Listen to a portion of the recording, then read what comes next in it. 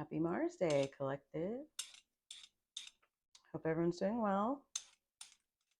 If you have already subscribed to this channel, thank you. I appreciate you. Welcome back. If you are just stumbling upon my little channel, I would greatly appreciate if you would go to the channel page and hit subscribe. If the intersection of plants and the planets and food and feelings sounds of any interest to you. And as my returning viewers are not surprised to see, I've got my hands back on some produce. Let's see, we're about, I think the moon spent today, Tuesday, March 12th in Aries. So I think it's actually just now moved into Taurus, ruled by Venus. Taurus being the fixed earth sign that follows the cardinal fire sign of Aries. And as you may or may not know, Aries is the first sign of like what you would call like the zodiac new year. So seasonally, you probably feel like the way you're kind of socialized, you're supposed to feel on January 1st. You actually probably feel that more the first day that the sun moves into Aries for the spring. So you might kind of feel that that energy in the air since we're like 1 week out from the spring equinox. So currently we've got Mercury, fast moving planet, closest to the sun, of thinking and communication, like rational thought, data analysis, and that kind of thing. That's in Aries. So I personally found that to be a really welcome shift from the Piscean, the watery Piscean ocean, where Mercury is not at its best. If you have your Mercury in Pisces, you probably find that your strength in expression comes from like the more artistic, nonverbal side of expression. There's nothing wrong with that, but it can be frustrating, especially with like several planets in Pisces. So right now, we've only got the North Node and Chiron sitting there conjunct in Aries, so everyone's sort of been feeling that. But we've got Mercury that kind of helps get things a little bit dried out and moving from Pisces, that very heavy, watery energy that I personally was feeling extremely like waterlogged by.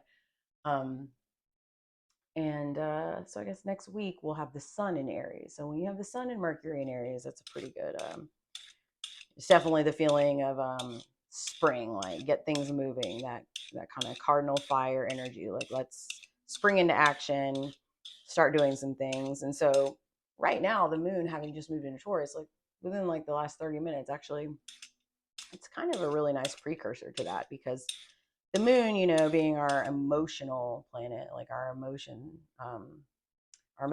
how we intuit things, how we feel.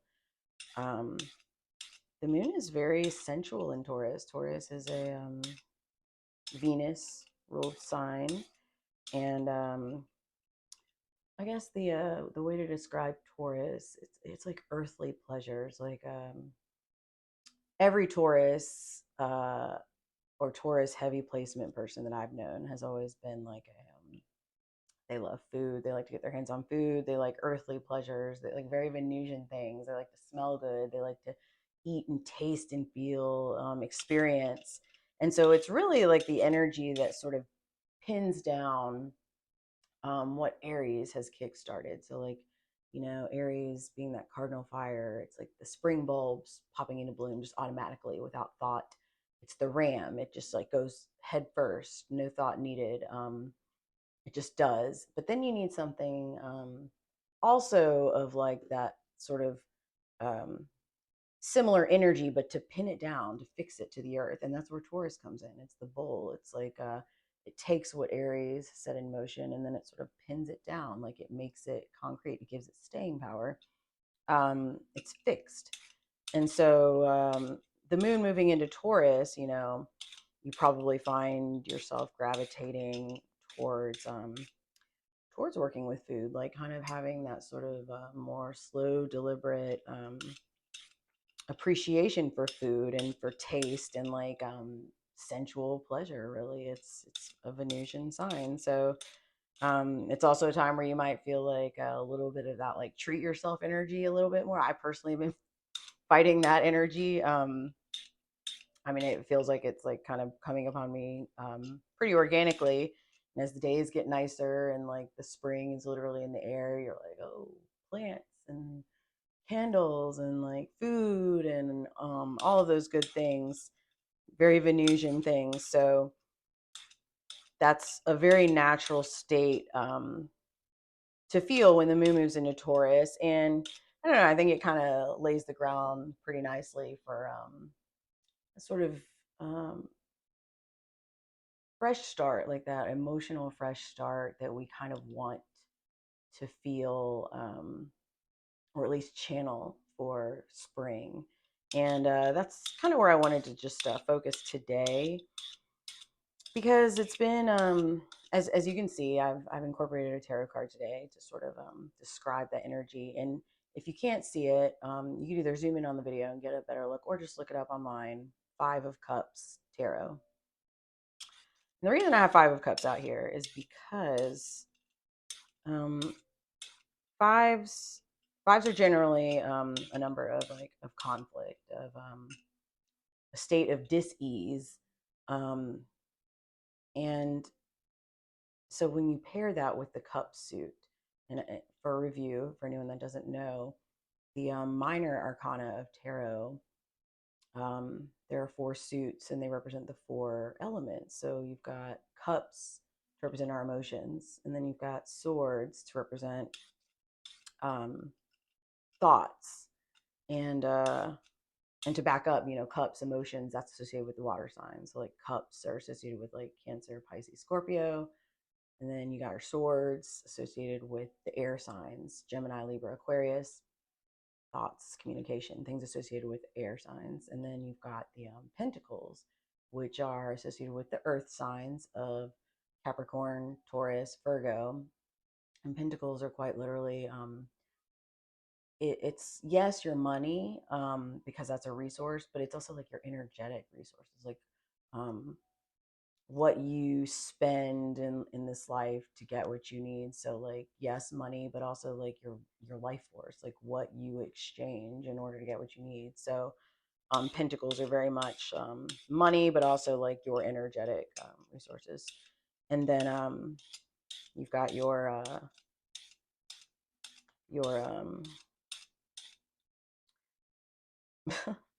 you've got your swords, you've got your pentacles, you've got your cups, you've got your wands. I blank out there. Your wands is the fire energy, and that's Aries, Leo, Sagittarius. And wands are literally like that spark. It's like that passion, that drive. Like wands are sort of associated with action, and so Aries, that would be like wand energy. It would be sort of springing into action, and like that kind of spark that underlies the get up and go of like fire energy. So when we go to the cups, we're talking about our emotions. And given what I've said about the fives, we're talking about a state of conflict with our emotions, like a state of either like regret or sorrow or mourning. And, anyone that has been following along, grief and mourning has definitely been a theme underlying not just the creation of this channel, but the more recent events of the last like month. And I say a month, it seems like an entire lifetime ago, actually. And some of you may have also heard me talk about my relationship, um, well, relationships with network of therapists, but most regularly a neighbor and friend who is a professional counselor, therapist. She used to be like a chaplain in a hospital for a decade or more. And she's been guiding people through complex trauma, loss, grief, addiction, um, things like that for about 30 years, almost 30 years at this point. So we kind of like, aside from being friends and like trading food and just like helping each other out, we come from like we're pretty different people, and like there's a pretty big age range between us, but there's a lot of like trading notes, I guess, that goes on, and it's a very unique exchange because she doesn't know astrology, but like she's very much she's like very she's got all the credentials, of course, of like a therapist and like counselor. um she's also familiar with like a lot of Eastern practices. Like she's taught like the qigong and like tai chi. And she really has a like, I guess, this internal intuitive understanding of like sort of like the oneness of things and the connectedness of things, and how you know this one like spiritual practice or view is I guess sort of like a different language, and often will describe this the same thing that this other spiritual practice is saying in like in different words. It's she and I both tend to see things in that way, like a sort of oneness of everything, and how the divisions are mostly like in the language that I choose to speak versus that person, and so on and so forth. So it's funny because I'll like look at the transits, and I'll have my own little language and way of like sort of making order out of chaos, or what can seem to be chaos, based on like me looking up at the sky. And like a lot of botanists, like people that get into botany and like environmental science, earth science, they sort of make order out of chaos by like looking literally at the earth, and like seeing the interconnectedness of like if you've ever studied networks of like fungi, like the underground networks of like of mushroom colonies, and even tree systems, like it's similar because you realize this connectivity. um it's almost seeing like the human experience in these natural networks, whether they're in the sky or in the ground, and almost seeing them as a mirroring, like sort of the qualitative reflection of like the human experience at the time being reflected in the sky and in the earth, like as above so below. So I'll be looking at the sky and like trying to organize like the energies that I pick up on, like both alone and around other people. And so she'll be passing by with her dogs, and I'll like just kind of be working outside or something, and she'll stop, and I'll be like, so what's the vibe at work these days? Like what is the nature of everyone coming in? And I'll say something like, it seems to be like there's like a lot of seems like to be a time of like grappling with endings, or grappling with like conflict, especially in regards to relationships, like with other people, or like it could manifest like in a work situation, but generally like interpersonal relationships. And I'll describe like transits, and she never fails to just almost be amazed and go, I'm telling you, I didn't know what it was. Like I almost had to like take a time out. Like I feel like a referee with like a lot of my couple clients these days, and especially with those transits, like with Pluto and Venus and Mars, like all touching one another in February, and that being like almost a comically bad time for like a Valentine's Day to be occurring. And how anyone that is a couples counselor can probably tell you that when it comes to like the end of January and the month of February. So, it always seems to be like we are seeing the same things, except she'll be seeing it in the patterns of working with like clients, couples, and otherwise, and I'll see it, looking at the transits. And so now we just sort of trade it. Like she'll like ask me like, okay, what's coming up this month? What should I be prepared for? Um, and so I had a lunch with her today, and we were just trading notes on a lot of stuff, and a lot of like sort of just brainstorming things, but also um, I got to talking a little bit about the upcoming lunar eclipse in Libra. and that's going to be on March 25th. So a lot of you may or may not have heard that there's going to be like a total solar eclipse April 8th, which is really exciting. That's like its own thing. Um, and that will be occurring in Aries, but on the axis of Aries on the other side, the polarity of Aries is Libra.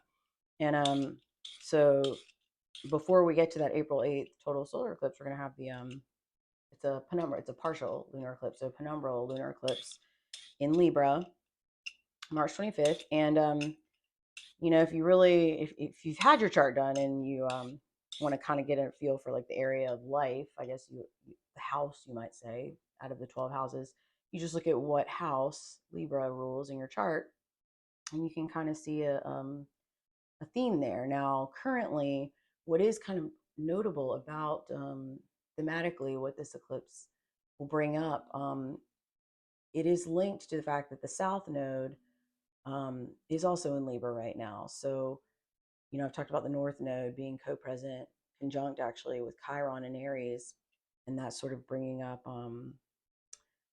sort of a wound and like sort of an inner calling towards like your inner authority. It's like the wound sitting right next to the North Node is almost like making you, it's staring you in the face. Like, how much are you standing in your authentic self? How much are you deriving your sense of purpose externally, or is it coming from internally? Are you relying too much on external validation in how you maneuver through your life and in the decisions you're making, and like where you decide to go and be and who you hang out with and who you decide to be? Are you bringing all of yourself to wherever you go, or are you just sort of like people pleasing? Are you just sort of like picking parts of yourself that you think are most desirable to this group of people or that?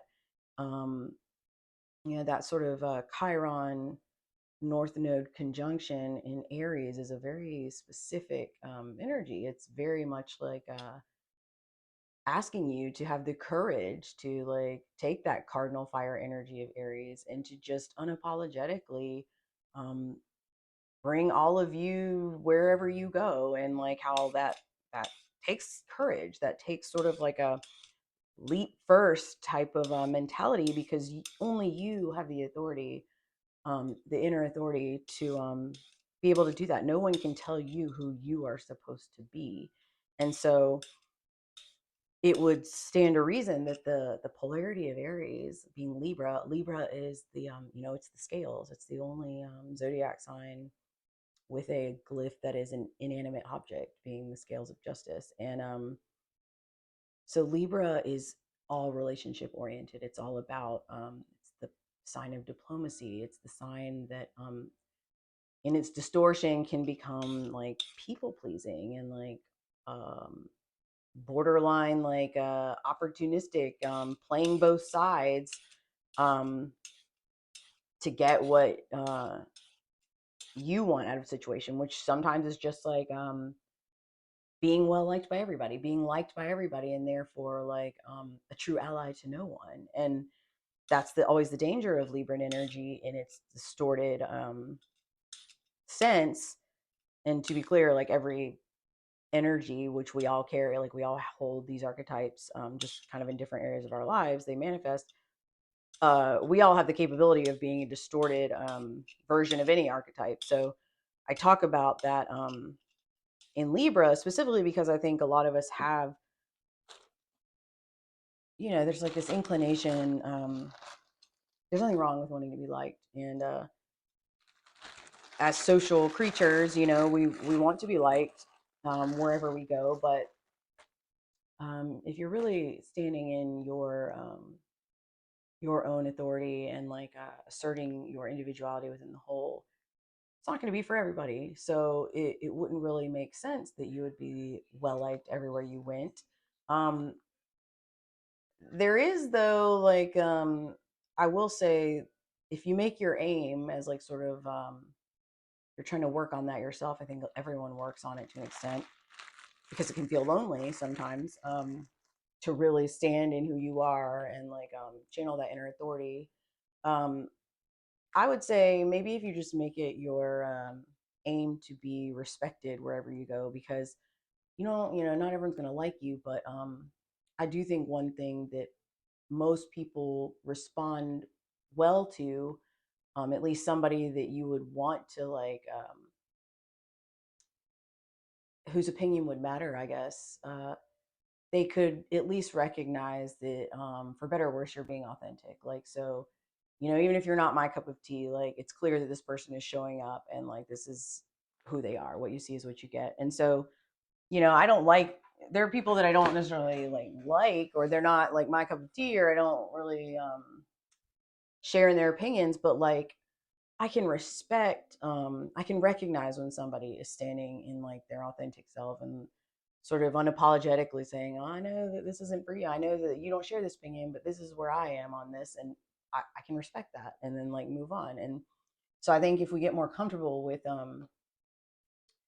sort of that like non polarized observation of things, and that's like, we live in a very polarized time. So uh I think it is a practice, like sort of giving yourself permission to not have like a strong reaction to everything, and maybe practice more of that non-polarized observation in regards to other people, and then giving yourself permission, like do it with yourself. And I just think that is a really good sort of remedial remedial approach to the energies that like we're all facing. So especially with this lunar eclipse in Libra, yeah, depending on your chart, it's going to have like a certain area of life, depending on the house that Libra rules. But no matter what house Libra governs in your chart, Libra is the sign of relationships and balance, and like um it can be romantic relationships, but just all kinds of relationships, and sort of finding that happy medium of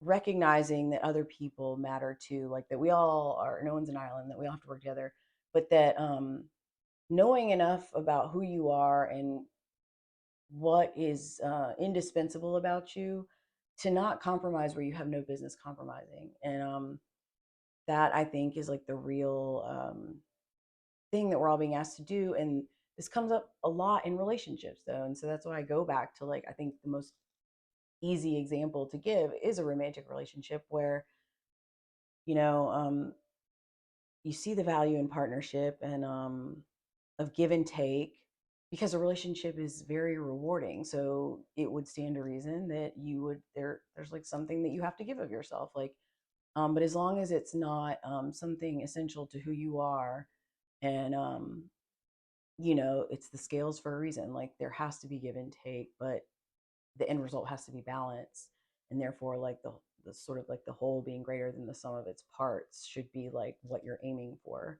um so I go to this Five of Cups because um this card this card is very much representative of, as you can see, or may or may not be able to see, if not, look it up. Five of Cups. There are five cups in the card, but three of them are spilled over. They're laying on their side on the ground. And that is the figure cloaked in black is they only see the three cups turned over on the ground. And to be fair, that's more than half of the cups. So you've lost more than half of what you've got emotionally, is what this card is. Um, three cups turned over and spilled to the ground is something to mourn for sure. But um, behind the figure are two cups still standing. And I think this card is like I like it because of its simplicity. It's pretty straightforward, but it's just like tarot does really well. It kind of communicates something that is made to be understood in a universal way. You look at it and you go, all is not lost. Like if the figure just turns around, you would see that there's still two cups standing. And yeah, three is more than two. I've lost more than is still standing, but eventually you do have to turn around and look at the other two cups. Take time to mourn what you've lost. Like take time to acknowledge, like, yeah, I've lost, three cups have spilled. Like there's nothing in them. But eventually you do need to decide to turn around and see what remains. And I think that when it comes to relationships, especially if you've built something with somebody and like it ends horribly, um, and you feel like more than half of yourself, it's like you were a part of a half, but like because the sum was greater, or the whole was greater than the sum of its parts, it feels like you've lost something more, does it not? You feel like you've lost like a half of yourself, but then something else because of like that thing that seemed separate that was built with someone else. And so I really look at this card as very much resonant with sort of, especially coming out of that heavy Piscean energy. And to be clear, we're still like sort of in that last leg of it before the sun finally moves into Aries. Um, but the last, we call it the decan. Each sign has 30 degrees. So like it's divided, the first 10 degrees, the second 10 degrees, the third 10 degrees. So the third 10 degrees is the third decan of Pisces. And so if we know that Aries is the start of the astrological new year and it's like that fresh start, that would mean that the sun is currently in that final, those kind of final last degrees, the third decan, before the whole cycle starts over. And depending on who you are and what you're going through, that probably resonates a lot. Is like you're probably feeling not quite out of those Piscean waters, but like seeing how you do probably feel aware of the fact that like there's not much time left to face the three cups. Like, if you need to spend the next week really sort of closing out the matters of the three cups that have spilled, then do that. Um, but give yourself permission to come March 19th, when that spring equinox comes, turn right around and focus from that point on those two cups that are still standing. Because whether it's a relationship that you're mourning, or like a version of yourself that was in the relationship that you're mourning, or a dream that you had that may or may not have involved a relationship. Like sometimes it's just part of yourself, like a part of yourself that wasn't like damaged in this way, or like hurt in this way, or disappointed in this way.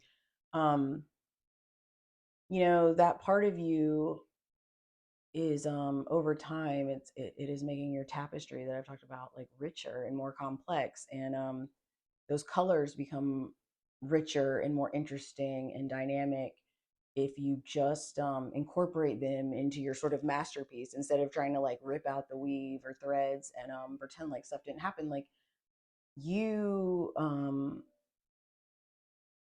need those experiences, and you need to integrate them into who you are and keep moving forward, and see things as sort of cycles, um, because nothing is really linear. Like the goal isn't just keep going straight forward, or like to sort of cut this line off and then start a new line over here. Like you need to bring all of these things with you, because they are going to make you even more equipped for what's next, for those two cups that are still standing. And like you're just going to keep adding onto those cups. Like you'll have three cups filled again in no time, and then add more and more and more until you get to the 10 of cups, which is like in tarot sort of like the be all end all. It's like the final boss of like emotional fulfillment. And when you see the card, it sort of speaks pretty loudly. We'll get to that in some other video. But again, it's the image. It speaks a universal language. It's like got this in the traditional Rider Waite Smith. It's got like this couple there, and it's like a rainbow, and they're both like looking, and it's like all 10 cups like in an arch. Like it's sort of an ending. It's like I've reached like peak emotional fulfillment.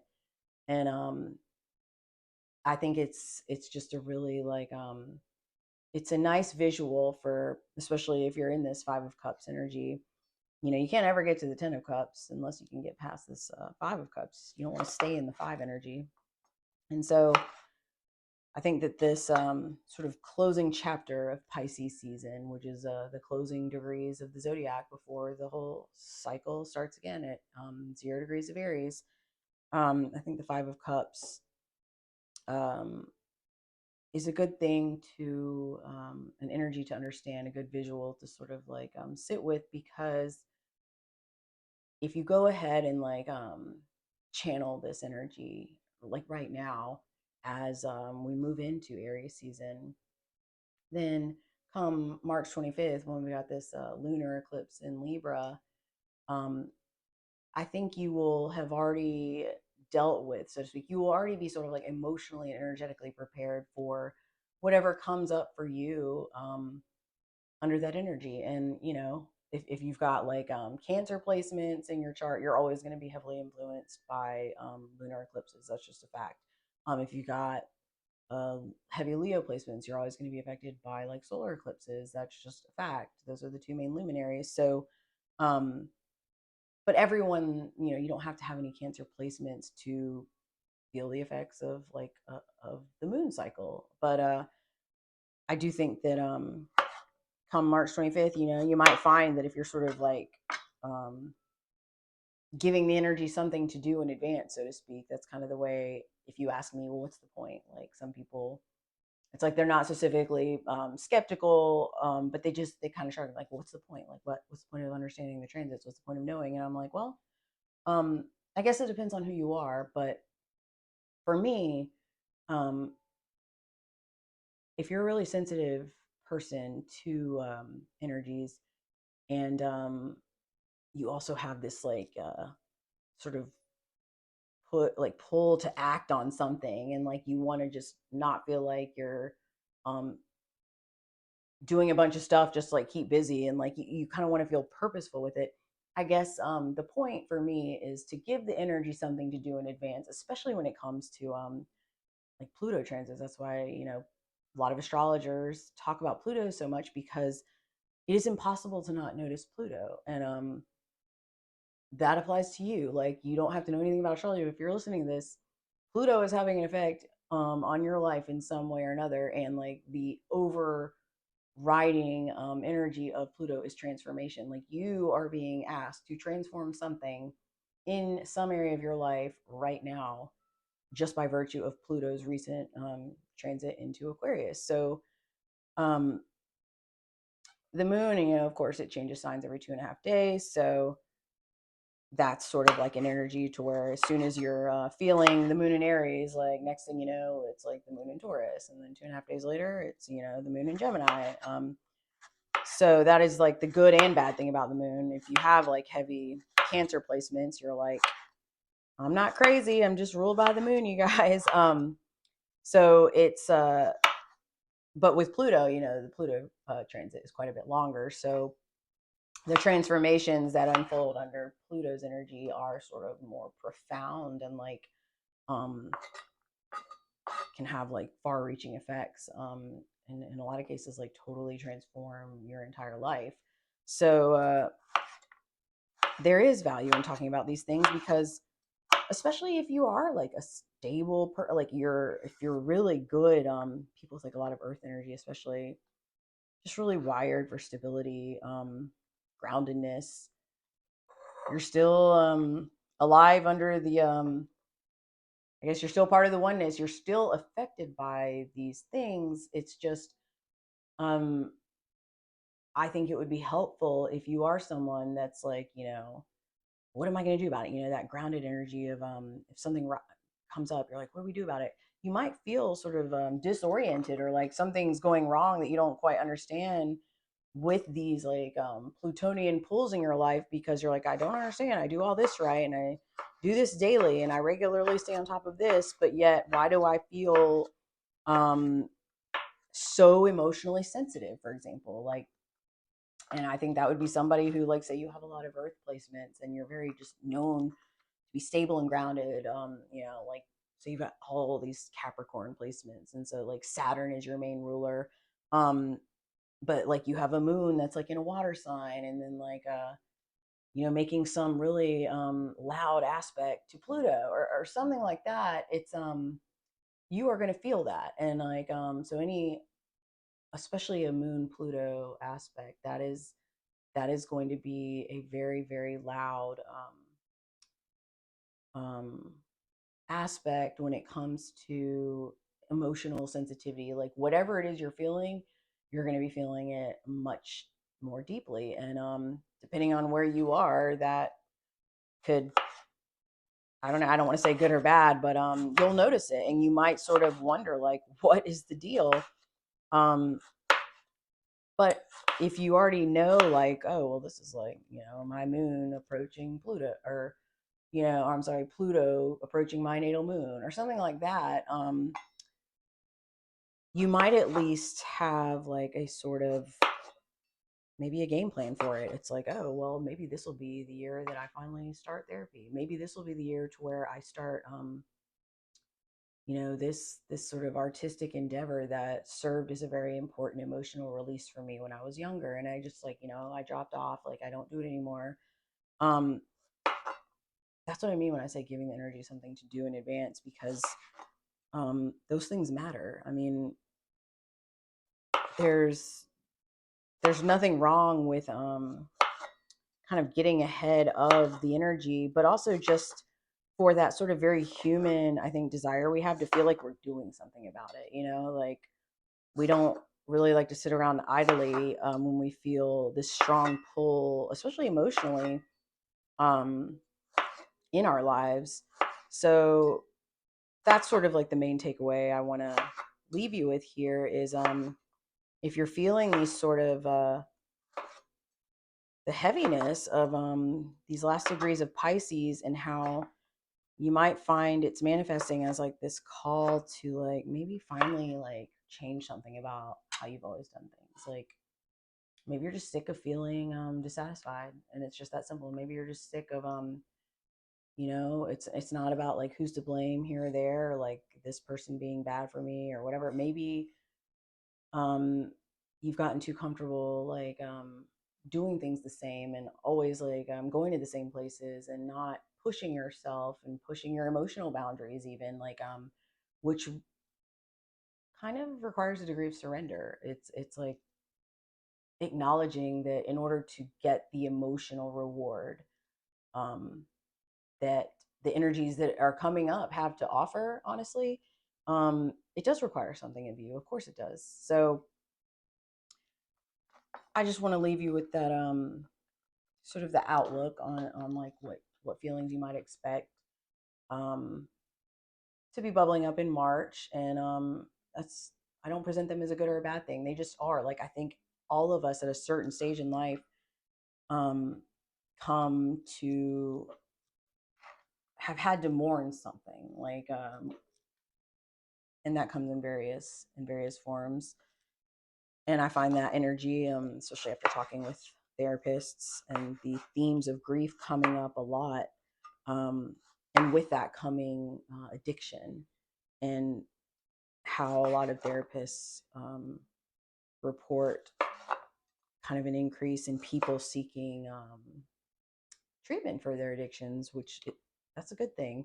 Um, that means that somewhere inside, collectively, there are people that really they're like, I'm just tired of feeling this way. I know that I can feel better, and, like, I need to seek the help of somebody to get me there. And that there is what I mean about giving energy something to do. The energy that calls them to do that is like that belief that, like, it can feel better. And sort of like it can stem intellectually from knowing, like, I'm too smart to feel like this indefinitely. And just sometimes, if you can't get there emotionally, like, engage that mercurial energy, like, engage your brain to rationally step outside of yourself, that non-polar observation of your own self, and go, I'm sick of this. I can feel better. I can do better. I deserve to feel better. I deserve to experience life more fully. And enlist the help of whoever can help you get there. Surrender, don't be afraid um, to do that, because it's that sort of courage and vulnerability being two sides of the same coin. You can't really be courageous without also being vulnerable. So I hope this is at least helped you to understand why this sort of interplay of the upcoming lunar eclipse. And I mentioned it being co-present with the south node in Libra, because the north node is in Aries, so that means the south node is in Libra. And while the north node I've described in other videos as being your soul's calling, like sort of like your soul's ascension, like where you are meant to sort of, as you get older, you find yourself leaning towards that energy. Um, the South Node sort of, it's like in Vedic astrology, it's called Ketu. So it's Rahu, North Node, in Vedic astrology, Ketu, South Node. And Ketu is like the dragon's tail, like North Node, Rahu is the dragon's head. And Ketu generally like decreases whatever it touches. It's sort of like a minimizing of that energy or area of life. So you might experience it as sort of like a lessening of like your, if it's in your first house, you know, like sort of a lessening of like your sense of identity, or like sort of um, of your like kind of life force almost, or like if it's in your fifth house, it's sort of like maybe, you know, you might experience it as like a sense of loss, or like a loss of steam, and like your passion for creativity, your creative passion, your creative projects, your, you know, ability to enjoy things, romance, like all those fifth house matters.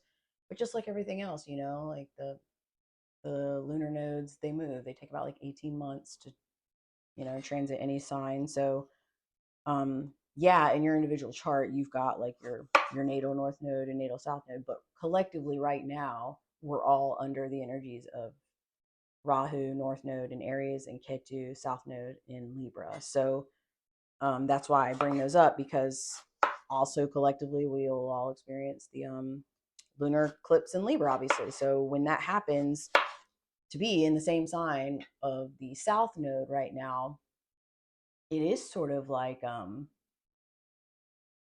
being forced to look at relationships. And when you look at like the effect of Ketu being like a lessening, sort of like a stripping away of things that don't serve you anymore, that are like what the opposite of your soul's ascension would be, where you're working towards, that often would mean cutting ties. Like that's often what it means. It sometimes pretty literal like that, but also cutting ties with behaviors of your own that do not serve you. So addictions, that's what I mean. And bringing those themes all together is a South Node energy mixed with the lunar eclipse energy in Libra, and all the archetypal overlap that that then entails, quite literally will mean a reducing, a lessening, or a cutting out in a lot of cases, in order to build back up the right way. So don't be alarmed if you feel like you've outgrown certain things, certain behaviors, certain people, certain relationships, certain jobs, maybe a place you're living. You're like, this isn't serving me anymore. This, you know, the reason that I used to live here no longer exists. And so, you know, it's time to go somewhere else. And of course, this is going to resonate differently with everybody, but the energy is the same for us all collectively. There is probably a lot of evaluation, no matter who you are, of certain things in your life, and what needs to go. And I found that this is actually a lot of people, when I talk about giving the energy something to do, I'm noticing lots of people are just like doing these mass clean outs of like their closets, or like their attics, or their garage, or like areas in their house. It's like the only way that they like just instinctively know how to deal with an energy that they may or may not understand, is like, they're like, I need to, let's throw all this away. Like, when was the last time we used this? Or like, I don't even use these things anymore. And like, they're just getting rid of actual physical objects, which I think is a very natural like way to channel that energy. So if nothing else, that's something that most of us could stand to do. I don't ever think that that's a bad idea. So I hope this is helpful to you, whoever you are. And you know, lean into that. Give yourself permission to be like, you know what? I don't know what's on the horizon, but I'm really excited for the spring equinox next week. Really excited for Aries season. I know I am. And if you, like me, like to get your hands on plants and like sort of this Venusian things, then I've been trying to focus a lot of my shorts these days on on those activities that I'm engaging in that are making me feel excited and hopeful and creative and enthusiastic for whatever lies ahead this year. Um, Once again, if you are coming back, thank you again. I appreciate you all.